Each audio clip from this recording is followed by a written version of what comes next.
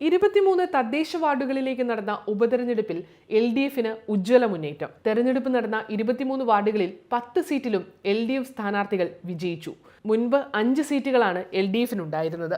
13 seat കൈവശമുണ്ടായിരുന്ന UDFന് 10 സീറ്റുകളിലേ വിജയിക്കാനായുള്ളൂ. BJP 4-ൽ നിന്നും 3 സീറ്റിലേക്ക് ചുരുങ്ങി. ഒരു സീറ്റിൽ സ്വതന്ത്രനും വിജയിച്ചു.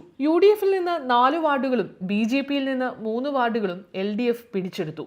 LDFന്റെ ഒരു വാർഡിൽ കോൺഗ്രസും ഒരു വാർഡിൽ BJPയും ജയിച്ചു. പത്തനംതിട്ടയിൽ കഴിഞ്ഞ തവണ സ്വതന്ത്രൻ ജയിച്ച വാർഡിലും ഇത്തവണ UDFന് ജയിക്കാനായി. നെടുമ്പാശ്ശേരി പഞ്ചായത്തിലെ കൽപ്പകനഗറിൽ LDF UDFൽ നിന്ന് സീറ്റ് പിടിച്ചെടുത്തതോടെ പഞ്ചായത്ത് ഭരണം UDFന് നഷ്ടമായി.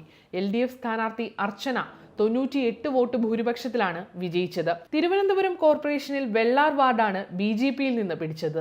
രാമക്ഷേത്രം അടക്കം ഉപയോഗിച്ച് വലിയ വർഗീയ പ്രചാരണം സംഘടിപ്പിച്ചിട്ടും BJP ഇവിടെ തോറ്റു. LDF സ്ഥാനാർത്ഥിയായ P. ബൈജു 157 വോട്ടിനാണ് വിജയിച്ചത്. ഒറ്റശേഖരമംഗലം പഞ്ചായത്ത് കുന്നനാട് വാർഡും BJPയിൽ നിന്ന് LDF പിടിച്ചു. O. ശ്രീലജയാണ് വിജയി. കഴിഞ്ഞ തവണ 264 വോട്ട് കിട്ടിയ കോൺഗ്രസിന്റെ സ്ഥാനാർത്ഥിക്ക് ഇത്തവണ 77 വോട്ട് മാത്രമാണ് കിട്ടിയത്.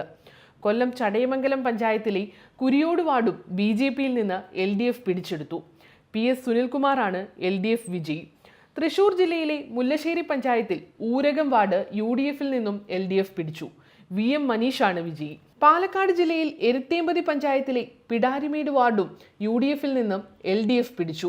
LDF പിന്തുണച്ച സ്വതന്ത്ര സ്ഥാനാർത്ഥി മാർട്ടിൻ ആന്റണി 451 വോട്ടിന് ജയിച്ചു. കണ്ണൂർ ജില്ലയിൽ മുഴുപ്പിലങ്ങാട് ഗ്രാമപഞ്ചായത്ത് മമ്മാക്കുന്ന് 5-ാം വാർഡിലേക്ക് നടന്ന ഉപതെരഞ്ഞെടുപ്പിലും UDF വാർഡ് LDF പിടിച്ചെടുത്തു. AC നസിയത്ത് BV 12 വോട്ടിന്റെ ഭൂരിപക്ഷത്തിൽ വിജയിച്ചു.